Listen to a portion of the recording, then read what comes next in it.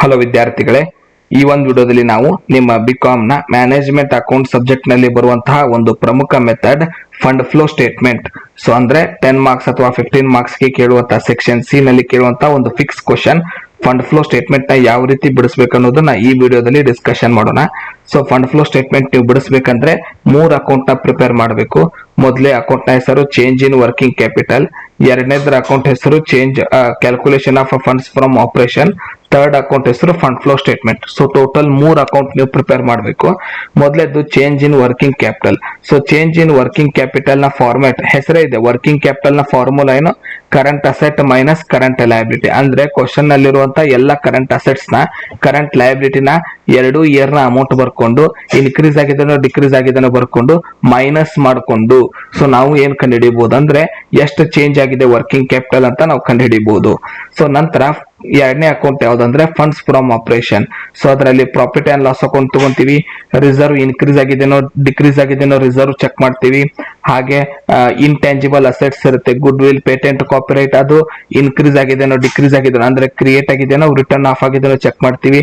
ಹಾಗೆ depreciation appreciation check ಮಾಡ್ತೀವಿ. ಈ ರೀತಿಯಾಗಿ ಮಾಡೋದ್ರ ಮೂಲಕ ಮತ್ತು ಎಕ್ಸ್ಪೆನ್ಸಸ್ ತಗೋದ್ರ ಮೂಲಕ ಫಂಡ್ಸ್ ಫ್ರಮ್ ಆಪರೇಷನ್ ನ ಕಂಡುಹಿಡಿತೀವಿ.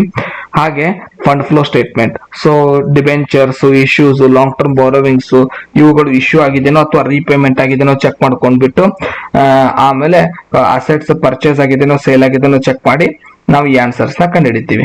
ಸೊ ನಾನು ಇಲ್ಲೊಂದು ಎಕ್ಸಾಂಪಲ್ ತಗೊಂಡಿದ್ದೀನಿ. ಒಂದು ಬ್ಯಾಲೆನ್ಸ್ ಶೀಟ್ ಕೊಟ್ಟಿದ್ದಾರೆ, ಅವ್ರು ಫಂಡ್ ಫ್ಲೋ ಸ್ಟೇಟ್ಮೆಂಟ್ ಪ್ರಿಪೇರ್ ಮಾಡೋದಕ್ಕೆ ನಮ್ಗೆ ಇಲ್ಲಿ ಹೆಡ್ಡಿಂಗ್ ನಲ್ಲಿ ಹೇಳಿದ್ದಾರೆ.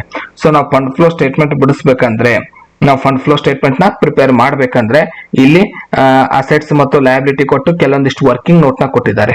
ಸೊ ಒಂದೊಂದೇ ಸ್ಟೆಪ್ ಹೇಳ್ತಾ ಹೋಗ್ತೀನಿ. ಈಸಿ ಟ್ರಿಕ್ಸ್ ಇದೆ ಮೆಥಡ್ ನೆನ್ಪಿಟ್ಕೋದಕ್ಕೆ. ಒಂದು 5 ರಿಂದ 10 ಸ್ಟೆಪ್ಸ್ ನೀವು ನೆನ್ಪಿಟ್ಕೊಂಡ್ರೆ ಪೂರ್ತಿ ಪ್ರಾಬ್ಲಮ್ ನ ನೆನ್ಪಿಟ್ಕೋಬಹುದು. ಮೊದಲೇ ಹೆಡ್ಡಿಂಗ್ ಏನಂದ್ರೆ 3 ಅಕೌಂಟ್ ಪ್ರಿಪೇರ್ ಮಾಡೋದ್ರಲ್ಲಿ ಮೊದಲೇ ಅಕೌಂಟ್ ಯಾವುದು? Calculation of change in working capital. So change in working capital ಗೆ ನಾವು 5 ಕಾಲಮ್ ನ ಪ್ರಿಪೇರ್ ಮಾಡ್ತೀವಿ. ಒಂದು ಪರ್ಟಿಕ್ಯುಲರ್ ಕಾಲಮ್, ಒಂದು ಕ್ವಶನ್ ಅಲ್ಲಿರುವಂತಹ 2 ಇಯರ್ ಕಾಲಮ್, ಮತ್ತೆ ಒಂದು ಇನ್ಕ್ರೀಸ್ ಗೋಸ್ಕರ, ಒಂದು ಡಿಕ್ರೀಸ್ ಗೋಸ್ಕರ. ಸೊ ಇದರಲ್ಲಿ ಏನ್ ಬರಬೇಕು? ಕರೆಂಟ್ ಅಸೆಟ್ಸ್ ಬರಬೇಕು ಮತ್ತೆ ಕರೆಂಟ್ ಲಯಬಿಲಿಟಿ ಬರಬೇಕು. ಸೊ ಇಲ್ಲಿ ಕ್ವಶನ್ ಅಲ್ಲಿ ಬನ್ನಿ, ನೀವು ಬ್ಯಾಲೆನ್ಸ್ ಶೀಟ್ ನಲ್ಲಿ ಇಲ್ಲಿ ಏನಿದೆ ಹೆಡ್ಡಿಂಗ್ ಕರೆಂಟ್ ಅಸೆಟ್ಸ್, ಅದರಲ್ಲಿ ಯಾವ್ದಾವ್ದು ಬಂದಿದೆ? ಇನ್ವೆಂಟರಿ, ಟ್ರೇಡ್ ಪೇಬಲ್ ಮತ್ತು ಕ್ಯಾಶ್ ಅಂಡ್ ಕ್ಯಾಶ್ ಇಕ್ವಲೆನ್ಸ್ ಇದೆ. ಸೊ ಇವುಗಳನ್ನ ನಾವು ಹುಡುಕ್ಬೇಕು. Inventory, trade payable, cash and cash equivalents ನಾವು ಹುಡುಕ್ಬೇಕು. ಸೊ ಇವುಗಳನ್ನ ಹುಡುಕಿದಾಗ ಏನಾಗುತ್ತೆ? ಏನು ನಮಗೆ ಬೇಕಾಗಿರುವಂತ ಕರೆಂಟ್ ಅಸೆಟ್ಸ್. ಸೊ ಫಸ್ಟ್ ಅವುಗಳು ಸಿಗುತ್ತೆ. ನಾವು ಕರೆಂಟ್ ಅಸೆಟ್ಸ್ ನ ಹುಡುಕ್ಬಿಟ್ಟು ಏನ್ ಮಾಡ್ಬೇಕಂದ್ರೆ ನೆಕ್ಸ್ಟ್ ಕರೆಂಟ್ ಲಯಬಿಲಿಟಿನ ಹುಡುಕ್ಬೇಕು. ಈಗ ಬೇಕಾಗಿರೋದು ಕರೆಂಟ್ ಅಸೆಟ್ಸ್ ಯಾವ್ದಾವ್ದು ಅಂತ ಗೊತ್ತಾಯ್ತು. ಯಾವ್ದಾವ್ದು ಕರೆಂಟ್ ಅಸೆಟ್ಸ್ ಅಂದ್ರೆ ಇನ್ವೆಂಟರಿ, ಟ್ರೇಡ್ ರಿಸೀವಬಲ್ ಆಗ್ಬೇಕಾಯ್ತಿದ್ದು. Inventory, trade receivable, cash and cash equivalents ಅವನ್ನ ಹುಡುಕೋಣ. ಸೊ ಇನ್ವೆಂಟರಿಯಲ್ಲಿ ಯಾವ್ದಿದೆ? ಸ್ಟಾಕ್ ಇದೆ. Next cash and cash equivalents ನಲ್ಲಿ ಏನೇನ್ ಐಟಮ್ ಕೊಟ್ಟಿದ್ದಾರೆ? ಬ್ಯಾಂಕ್ ಕೊಟ್ಟಿದ್ದಾರೆ. ಹಾಗೆ ಟ್ರೇಡ್ ರಿಸೀವಬಲ್ ನಲ್ಲಿ ಏನಿದೆ? ಡೆಟಾರ್ಸ್ ಇದೆ.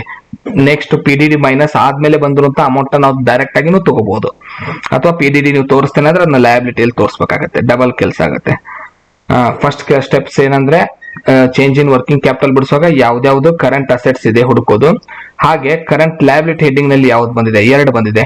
ಒಂದು ಟ್ರೇಡ್ ಪೇಬಲ್ ಮತ್ತು ಒಂದು short term provisions. So trade payable ನಲ್ಲಿ ಯಾವ್ದಿದೆ? ಕ್ರೆಡಿಟಾರ್ಸ್ ಇದೆ. ಶಾರ್ಟ್ ಟರ್ಮ್ ಪ್ರಾವಿಷನ್ಸ್ ನಲ್ಲಿ ಯಾವ್ದಿದೆ? ಟ್ಯಾಕ್ಸ್ ಇದೆ. ಟೋಟಲ್ 3 ಅಸೆಟ್, 2 ಲಯಬಿಲಿಟಿ ಇದೆ, ಕರೆಂಟ್ ಅಸೆಟ್. ಸೊ ಅವುಗಳನ್ನ ನಾ ಬರ್ಕೋತೀನಿ ಇಲ್ಲಿ. ಕರೆಂಟ್ ಅಸೆಟ್ ಹೆಡ್ಡಿಂಗ್ ಅಲ್ಲ, ಹೆಡ್ಡಿಂಗ್ ನಲ್ಲಿ ಬಂದಿರುವಂತ ಮತ್ತೆ ಇನ್ನರ್ ಅಮೌಂಟ್ ನಾವು ಬರ್ಕೋಬೇಕು. ಸೊ ನಾನು ಅಮೌಂಟ್ ನ ಬರ್ಕೊಂಡಿದ್ದೀನಿ. ಸಾರಿ, ಅದ್ರೊಳಗೆ ಬಂದಿರುವಂತ ಐಟಮ್ ಹೆಸರನ್ನ ಬರ್ಕೋಬೇಕು. ಕರೆಂಟ್ ಅದ್ರ ಅಮೌಂಟ್ಸ್ ನಾನು ಎಂಟ್ರಿ ಮಾಡ್ಕೊಂಡಿದ್ದೀನಿ 2 ಇಯರ್ದು. ಮತ್ತೆ ಕರೆಂಟ್ ಲಯಬಿಲಿಟಿ 2 ಇದೆ, ಅವನ್ನ ನಾನು ನಿಮ್ಗೆ ತೋರಿಸಿದೆ ಕರೆಂಟ್ ಲಯಬಿಲಿಟಿ ಯಾವ್ದು ಅಂತ. ಈ ರೀತಿ ಬರ್ಕೊಂಡು ಈಗ ಆನ್ಸರ್ ಸಾಲ್ವ್ ಮಾಡೋದಕ್ಕೆ ಸ್ಟಾರ್ಟ್ ಮಾಡೋಣ. ಫಸ್ಟ್ 3,50,000 ಇದೆ, ಇದು 3 lakh ಇದೆ. ಎರಡು ನಡುವಿರುವಂತ ಡಿಫ್ರೆನ್ಸ್ 50,000. 56,000 ಇದೆ, 57,000 ಇದೆ. ಸೊ ಸೆಕೆಂಡ್ ಕಾಲಮ್ ಜಾಸ್ತಿ ಇದ್ರೆ ಅದರ ಅರ್ಥ ಇನ್ಕ್ರೀಸ್, ನೆಕ್ಸ್ಟ್ ಕಾಲಮ್ ಜಾಸ್ತಿ ಇದ್ರೆ ಅದರ ಅರ್ಥ ಡಿಕ್ರೀಸ್. ಸೊ ಡಿಕ್ರೀಸ್ 1,000 ಆಗಿದೆ. ಇದು 40,000 ಇದೆ, ಇದು 20,000 ಇದೆ, ಇನ್ಕ್ರೀಸ್ ಆಗಿದೆ. ಸೊ 20,000 ಇನ್ಕ್ರೀಸ್ ಕಾಲಮ್ ನಲ್ಲಿ. ನೆಕ್ಸ್ಟ್ ಕರೆಂಟ್ ಲಯಬಿಲಿಟಿ, ಇದು 90,000 ಇದೆ, ಇದು 1,15,000 ಇದೆ. ಫಸ್ಟ್ ಕಾಲಮ್ ಜಾಸ್ತಿ ಇದೆ, 1,15,000. ಸೊ ಅದರಿಂದ 25,000. 57,000 ಇದೆ, 44,000 ಇದೆ, 13,000. ನೆಕ್ಸ್ಟ್ ಟೋಟಲ್ಸ್ ಬೇಕು. ಸೊ ಇದ್ರ ಟೋಟಲ್ ಮಾಡ್ಕೊಂಡಿದೀನಿ. ಹಾಗೇನೆ ಕರೆಂಟ್ ಲಯಬಿಲಿಟಿ ಎರಡರದ್ದು ಟೋಟಲ್ ಮಾಡ್ಕೊಂಡಿದ್ದೀನಿ. ಸೊ ವರ್ಕಿಂಗ್ ಕ್ಯಾಪಿಟಲ್ ನಾವು ಕಂಡುಹಿಡಿಬೇಕು, ಅದರಲ್ಲಿ ಇನ್ಕ್ರೀಸ್ ಆಗಿದನೋ ಡಿಕ್ರೀಸ್ ಆಗಿದನೋ ಕಂಡುಹಿಡಿಬೇಕು. ಸೊ ಇದ್ರದಲ್ಲಿ ಈ ಟೋಟಲ್ ನಲ್ಲಿ ಈ ಟೋಟಲ್ ನ ಮೈನಸ್ ಮಾಡೋಣ, ಈ ಟೋಟಲ್ ನಲ್ಲಿ ಈ ಟೋಟಲ್ ನ ಮೈನಸ್ ಮಾಡೋಣ.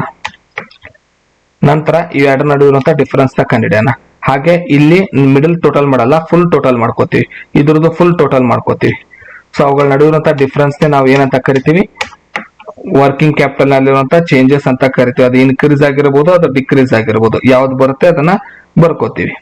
ಸೊ ಈ ರೀತಿಯಾಗಿ ನೀವು ಚೇಂಜ್ ಇನ್ ವರ್ಕಿಂಗ್ ಕ್ಯಾಪಿಟಲ್ ಕಂಡುಹಿಡಿಬೇಕು. ಸೆಕೆಂಡ್ ಬರೋಣ, ಫಂಡ್ಸ್ ಫ್ರಮ್ ಆಪರೇಷನ್. ಸೊ ಅದಕ್ಕೆ ಏನ್ ಮಾಡ್ಕೋಬೇಕು, 3 ಕಾಲಮ್ ನ ಪ್ರಿಪೇರ್ ಮಾಡಿ ಮೊದಲು ವರ್ಕಿಂಗ್ ನೋಟ್ ನಂಬರ್ 2 ಗೆ ಹೋಗ್ಬೇಕು. ಸೊ ಇಲ್ಲಿ ಇದೆಲ್ಲ ರಿಸರ್ವ್ಸ್ ಅಂಡ್ ಸರ್ಪ್ಲಸ್, ಅದರಲ್ಲಿ ಪ್ರಾಫಿಟ್ ಅಂಡ್ ಲಾಸ್ ಅಕೌಂಟ್ ನ ಹುಡುಕಿ ಸೆಕೆಂಡ್ ಅಮೌಂಟ್ ನ ಫಸ್ಟ್ ಬರ್ಕೋಬೇಕು. ಸೆಕೆಂಡ್ ಅಮೌಂಟ್ ಎಷ್ಟಿದೆ, ಪ್ರಾಫಿಟ್ ಅಂಡ್ ಲಾಸ್ ಅಕೌಂಟ್ 2,44,000.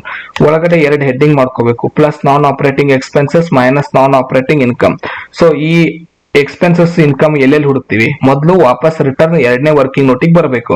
ಒಂದ್ ವೇಳೆ ಇದ್ರ ಒಳಗಡೆ ಯಾವ್ದಾದ್ರು ರಿಸರ್ವ್, ಫಾರ್ ಎಕ್ಸಾಂಪಲ್ ಈಗ general reserve, reserve fund, capital reserve, ಯಾವ್ದಾದ್ರು ರಿಸರ್ವ್ ಅಮೌಂಟ್ ಅವ್ರು ಕೊಟ್ಟಿದ್ರೆ ಅದು ಇನ್ಕ್ರೀಸ್ ಆಗಿದೆನೋ, ಅಂದ್ರೆ ಮೊದಲೇ ಅಮೌಂಟ್ ಗಿಂತ 2ನೇ ಅಮೌಂಟ್ ಹೆಚ್ಚಾಗಿದೆನೋ, ಅಥವಾ ಮೊದಲೇ ಅಮೌಂಟ್ ಗಿಂತ 2ನೇದು ಕಡಿಮೆ ಆಗಿದೆನೋ, ಡಿಕ್ರೀಸ್ ಆಗಿದೆನೋ, ನಾವು ಇನ್ಕ್ರೀಸ್ ಆರ್ ಡಿಕ್ರೀಸ್ ಕಂಡುಹಿಡಿದು ಅದನ್ನ ಇನ್ಕ್ರೀಸ್ ಆಗಿದ್ರೆ ಪ್ಲಸ್ ನಲ್ಲಿ, ಡಿಕ್ರೀಸ್ ಆಗಿದ್ರೆ ಮೈನಸ್ ನಲ್ಲಿ ಹಚ್ಚಬೇಕು. ಸೊ ಇದು first step. Reserves and surplus ನಲ್ಲಿ ಹೋಗಿ ನೋಡ್ಬೇಕು. ಸೆಕೆಂಡ್ ಸ್ಟೆಪ್ ಇವಾಗ. ಸೊ ಸೆಕೆಂಡ್ ಸ್ಟೆಪ್ ನಲ್ಲಿ ಇಂಟ್ಯಾಂಜಿಬಲ್ ಅಸೆಟ್ ನೋಡ್ಬೇಕು. ಇಂಟ್ಯಾಂಜಿಬಲ್ ಅಸೆಟ್ಸ್ ನಲ್ಲಿ ಯಾವ್ದಾದ್ರು ಅಸೆಟ್ಸ್ ಕೊಟ್ಟಿದ್ರೆ ಸೊ ಅದು ಕಡಿಮೆ ಆಗಿದೆನಾ ಹೆಚ್ಚಾಗಿದೆನಾ ಚೆಕ್ ಮಾಡಬೇಕು. ಈ ಕ್ವಶನ್ ಅಲ್ಲಿ ರಿಸರ್ವ್ಸ್ ಯಾವುದು ಬಂದಿಲ್ಲ, ಇಂಟ್ಯಾಂಜಿಬಲ್ ಅಸೆಟ್ಸ್ ಯಾವುದು ಬಂದಿಲ್ಲ. ಸೇಮ್ ಫಾರ್ಮೆಟ್ ಅದ್ರ ಅಪೋಸಿಟ್ ಇರುತ್ತೆ.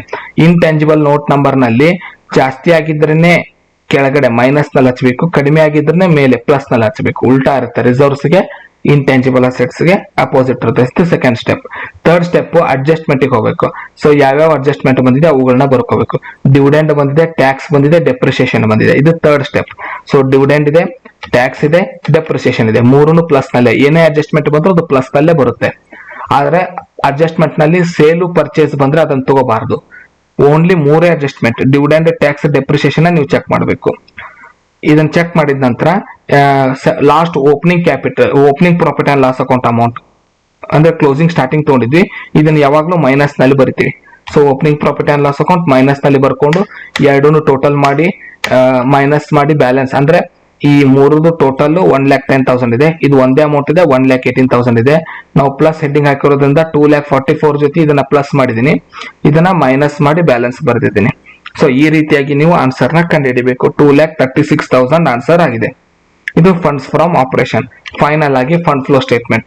ಸೊ ಏನೇನ್ ಸ್ಟೆಪ್ ನೆನಪಿರ್ಲಿ, ವರ್ಕಿಂಗ್ ಕ್ಯಾಪಿಟಲ್ ಆನ್ಸರ್ ಬಿಡಿಸುವಾಗ ನಿಮ್ಗೆ ಕರೆಂಟ್ ಅಸೆಟ್ಸ್ ನಲ್ಲಿ ಯಾವ್ಯಾವ ಬಂದಿದೆ, ಕರೆಂಟ್ ಲಯಬಿಲಿಟಿಯಲ್ಲಿ ಯಾವ್ಯಾವ ಬಂದಿದೆ ಅದು ಬೇಕು.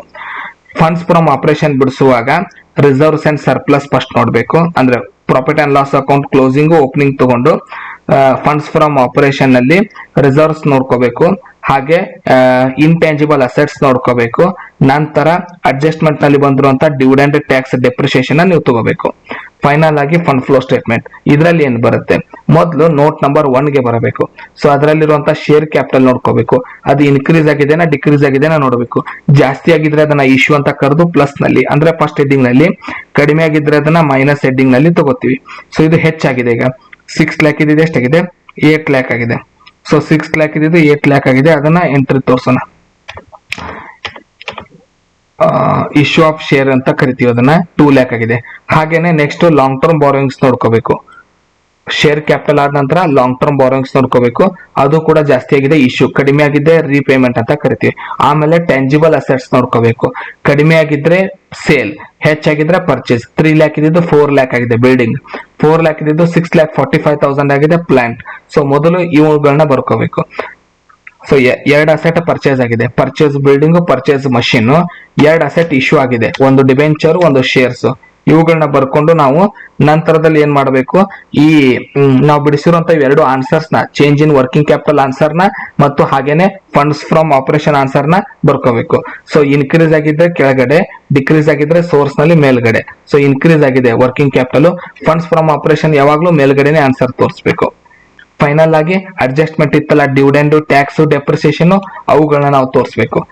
ಸೊ ಡೆಪ್ರಿಸಿಯೇಷನ್ ಆಲ್ರೆಡಿ ಅಸೆಟ್ಸ್ ಜೊತೆ ಅಡ್ಜಸ್ಟ್ ಆಗಿರುತ್ತೆ, ಡಿವಿಡೆಂಡ್, ಟ್ಯಾಕ್ಸ್ ಅಷ್ಟೇ ನೀವು ತೋರಿಸಬೇಕು. ಟೋಟಲ್ ಮಾಡಿದಾಗ 2 ಈಕ್ವಲ್ ಬಂದ್ರೆ ಮಾತ್ರ ನೀವು ಆನ್ಸರ್ ನ ಕರೆಕ್ಟ್ ಬಿಡಿಸಿದ ಹಾಗೆ.